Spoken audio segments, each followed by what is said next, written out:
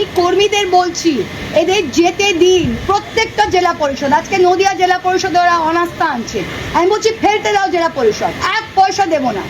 10 জন এসে তারা জেলা পরিষদ, এদের আমরা জিতিয়েছি, কর্মীরা জিতিয়েছে।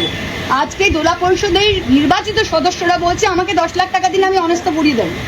দরকার নেই, ফেলে দাও, দরকার নেই, ইস্পার উস্পার হোক। আমরা 5 জন দাঁড়িয়ে থাকবো, কিন্তু এই দলকে আমরা তুলবো। বাংলার 2,60,00,000 ভোটার ভোট দিয়েছে বিজেপি বিরোধী ভোট।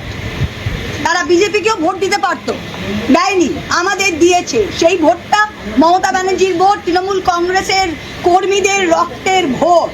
এই ভোটটা কোনো মেম্বার যদি ভাগতে চায় ভাগো। নদীডাঙ্গা 1 পঞ্চায়েতে আপনারা পঞ্চায়েত ফেলবেন, ফেলেন। এই দুটো চোর মেম্বারকে নিয়ে ভোট চাইতেও যেতে পারছি না, ফেলেন। জেলা পরিষদ ফেলবেন, ফেলেন, যে যাবার যান। কর্মী থাকবে, কর্মী তৈরি করেছে, আর মমতা ব্যানার্জি থাকবে। আর আমরা যদি 7-8 জনও থাকি, আমরা কিন্তু বিজেপিকে ফিনিশ করে আমাদের দেশটাকে বাঁচাবো। এইটাই আজকে আমাদের বলার আছে। मोदी आपने बोला कि दल त्याग कानून का इस्तेमाल करेंगे। Yes. वो जो 20 हम लोग ऑलरेडी डिस्क्वालिफिकेशन पेटिशन दे दिया। और क्या प्रोसेस है इसका, थोड़ा प्रोसेस बहुत सिंपल है। देखिए, डिस्क्वालिफिकेशन पेटिशन नॉर्मली ये ग्रुप से एक साथ करते हैं, हम लोग इंडिविजुअली किया।